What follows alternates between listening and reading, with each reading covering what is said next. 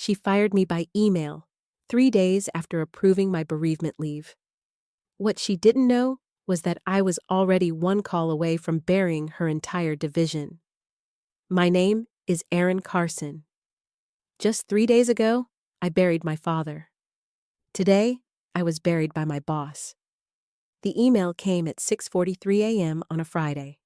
I hadn't even made it out of bed. Just rolled over, grabbed my phone like I did every morning, and there it was. Subject: termination of employment, immediate. The email was short, cold, brutal. Effective immediately, your employment with Ridgeway Freight Solutions is terminated due to failure to maintain adequate presence during a critical operational window. I read it 3 times before I understood what it meant. I wasn't late to work. I hadn't missed a deadline.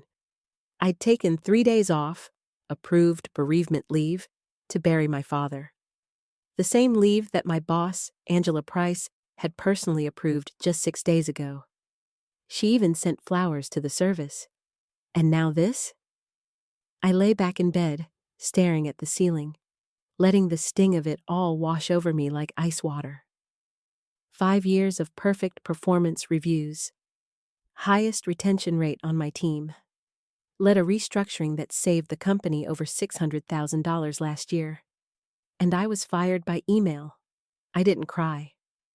Not because I wasn't angry or hurt, but because I'd already cried enough tears this week for one lifetime. Instead, I sat up, snapped a photo of the email, and forwarded it to my personal account. Then I got out of bed, brewed a pot of coffee, and started packing. Not just my apartment, my plans. At 9:02 a.m., I walked into Ridgeway's Denver office. The receptionist, Lexi, gave me a wide-eyed look. "Aaron, are you back already?" Not exactly. I took the elevator up to the 5th floor where our logistics department lived. My badge still worked, which told me Angela hadn't even bothered to revoke my access yet. My desk was just as I left it. Framed photos, sticky notes from my team, a small peace lily my assistant Dom gave me after I got promoted.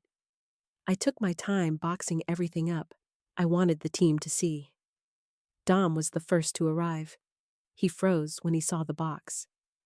"Aaron, what's going on?" "I got fired this morning." His eyes widened. "What? For what?" "For attending my father's funeral." His jaw dropped. More people trickled in. One by one, they surrounded me. Shock, outrage, disbelief. These people weren't just co-workers. They were friends. We'd built something here, something Angela clearly didn't understand. "Where's Angela?" I asked. "In her office. She's been on calls all morning," Dom said. I walked straight to her door and knocked once before stepping in. Angela looked up from her laptop. Her expression flickered between fake surprise and annoyance. "Aaron, I didn't expect you in today." "Clearly," I said, holding up my phone. "So I'm fired now?" Angela leaned back in her chair, arms crossed. "You took time off during a critical week for the Benton expansion. We needed all hands on deck. You approved that leave." "I did," she said, with a shrug that made my blood boil. "But priorities shift. You weren't here when we needed you." "You mean when I was burying my father?" "That's unfortunate, but business doesn't stop for personal matters." That was it. The last straw. Not the firing, not the lack of empathy, but the sheer corporate gall of her tone. I didn't yell. I didn't threaten. I just said, "You'll regret this." Angela scoffed. "I doubt that." I walked out, but the storm was already forming. By the time I exited Ridgeway's building, my phone was blowing up. Texts, emails, LinkedIn notifications. My departure hadn't even hit the hour mark, and the rumors were already racing down the hallways. "Dom, Angela just told the team you were relieved for operational inconsistency. People are pissed." Sophie, from HR. "I didn't even know you were terminated. I'm so sorry, Aaron." Ty, senior analyst. If you're planning anything, count me in. I sat in my car, box in the passenger seat, watching the Denver skyline blur through my windshield. I wasn't sad anymore. I wasn't even angry. I was focused. Because Angela had just opened a door I wasn't planning to walk through, until now. 10 months ago, I'd been approached at a logistics expo by Maya Green, COO of Slate Haulage Group, Ridgway's biggest competitor on the West Coast. Maya had offered me a role in their Portland expansion, but I turned it down out of loyalty to Ridgway. But now, that loyalty had been shredded by an email, and I still had Maya's number. I called her that afternoon. "Erin?" Maya answered on the second ring. "This is unexpected. I'm calling about your offer." There was a pause. "I'm listening," she said. I told her everything, not just about the firing, but what I'd built at Ridgway. How I'd tripled their Pacific freight output. How I redesigned the carrier assessment model. How I led 6 major contract renegotiations in 18 months. Maya didn't hesitate. "I'll have legal send a draft offer by morning. And Erin?" "Yeah?" "I want you to build your own team." That weekend, I met privately with my closest 5 former colleagues, Dom, Ty, Priya, Sean, Layla. We gathered at a quiet bistro in Aurora. "You're not going to believe this," I said, sliding my phone across the table. On the screen, the subject line of Maya's offer email. "Regional Director, Pacific Logistics, Slate Haulage Group." Dom let out a low whistle. "They're letting you run the division?" "They're letting me build it." Sean leaned forward. "You need a team?" I smiled. "Only if you're tired of being ignored for promotions and blamed for Angela's mistakes." Layla shook her head. "She threw away the best leader Ridgway had. They deserve what's coming." "What about your non-compete?" Ty asked. "Already reviewed, weak, unenforceable, and besides." I smirked. I didn't walk out with client lists, just a brain full of ideas. We toasted to new beginnings that night, but in my mind, I was already planning the long game. Angela thought she buried me, but she didn't know I had roots deeper than she could see. My first official day at Slate Haulage felt surreal. I walked into their Portland headquarters not as a hopeful new hire, but as regional director, with authority, budget control, and full autonomy to lead the Pacific expansion. Maya met me at the door, shook my hand, and said, "We trust you. Show us what Ridgway never let you prove." And I did. Over the next 2 weeks, 5 of my former Ridgway team members submitted formal resignations. Angela tried to contain it, but you can't stop a leak once it turns into a flood. Dom came over first, joining as lead systems coordinator. Then Layla signed on as procurement manager. Priya took over our client accounts vertical. Ty and Sean came shortly after. Within a month, the backbone of Ridgway's Denver division now worked for me. Maya couldn't believe it. "This team works like a machine," she said in one of our executive calls.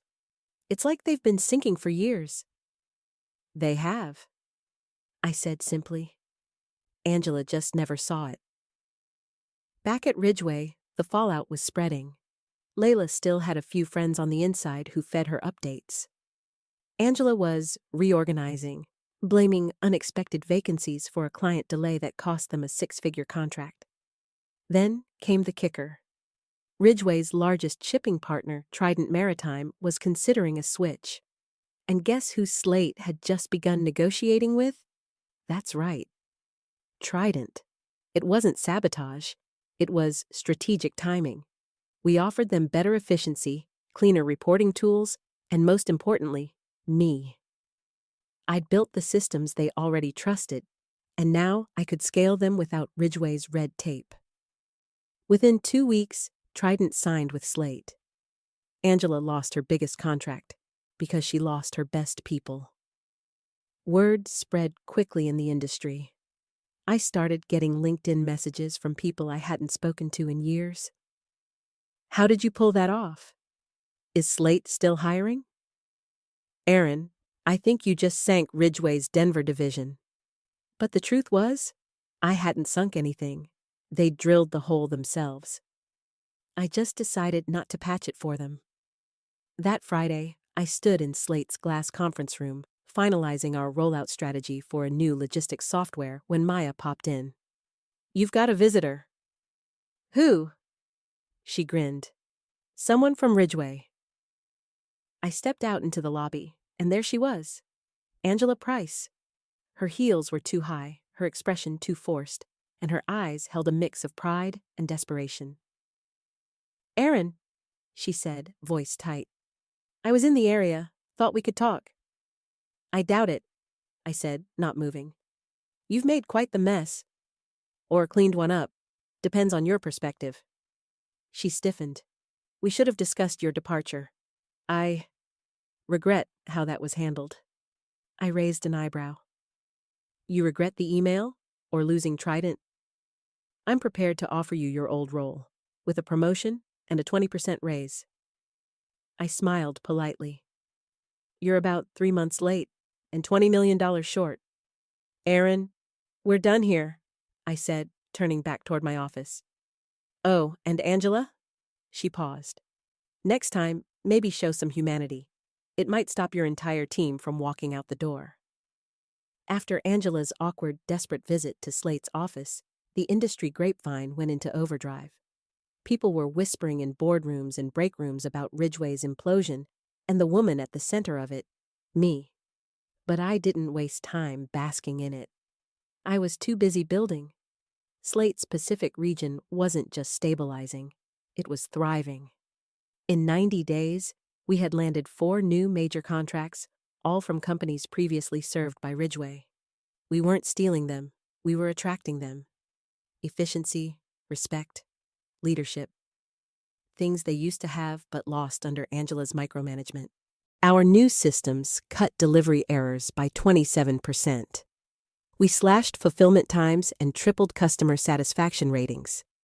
And because Maya trusted me, I was able to do something Ridgway never allowed: empower my team. Layla redesigned the procurement workflow. Dom implemented predictive tracking tech. Sean found a bottleneck in their reporting process that saved us $80,000 in the first month alone. Maya pulled me aside during a check-in. Slate's board just authorized a 20% bonus for your entire division, she said. You've turned the Pacific region into our crown jewel. I smiled, but I wasn't surprised. Ridgway had always had the talent. They just didn't have the vision. Meanwhile, Ridgway was hemorrhaging staff. Dom's replacement quit, then Priya's. Then, even people I hadn't worked with started applying to Slate. Layla got an anonymous tip from someone in Ridgway HR. Angela had been placed on performance review. The board was demanding answers. They'd launched an internal audit of how Ridgway handled terminations, especially mine. Then, on a quiet Thursday afternoon, the notification came. Angela Price's employment with Ridgway Freight Solutions has ended effective immediately. It was posted on their internal Slack channel, but screenshots don't stay private for long. Within an hour, I had 3 people text me. Did you see it? She's out. You won. But I hadn't set out to win. Angela lost because she built her empire on fear, micromanagement, and zero empathy. All I did was survive long enough to show there was a better way. That night, I sat on my porch with a glass of wine and thought about my dad. He was the one who taught me strength in stillness. Let the storm pass, he'd say. Don't shout in the wind. Let them hear your silence when it's calm. I hadn't fought back loudly. I didn't file lawsuits or make viral posts. I just kept building. And that was my revenge. It had been exactly 1 year since Angela fired me for attending my father's funeral. 1 year since that cold, robotic email tried to reduce my career to a footnote.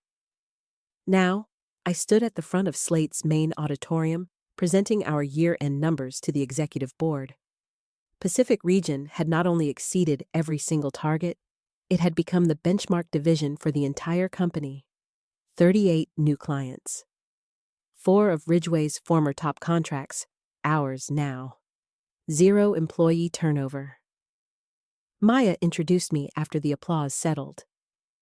Ladies and gentlemen, meet your new Vice President of Western Operations, Aaron Carson. The room rose to its feet. I didn't cry, but for the first time in months, I had to take a second before I spoke. Thank you, I said simply. But this isn't about revenge. It's about value. About showing what's possible when leadership serves instead of controls. When loyalty goes both ways. This isn't just a win for me. It's a win for every person who's ever been discarded when they should have been celebrated. My team clapped louder than anyone. They weren't just employees. They were survivors, just like me. And now, they were thriving. A few days later, I received a package at my new office. It was a small, unmarked box. Inside was a desk photo. My old Ridgway team, me, Dom, Layla, Priya, Sean, and the rest, taken during a holiday luncheon 2 years ago. Tucked behind it was a sticky note. Found this while clearing out Ridgway's Denver office? Thought you might want to keep it. Sophie. I smiled. Ridgway was closing its Denver branch for good. After the audit, after Angela's firing, after the client exodus, they never recovered. Meanwhile, Slate's Denver expansion was already underway. And guess who Maya asked to lead the team that would open it?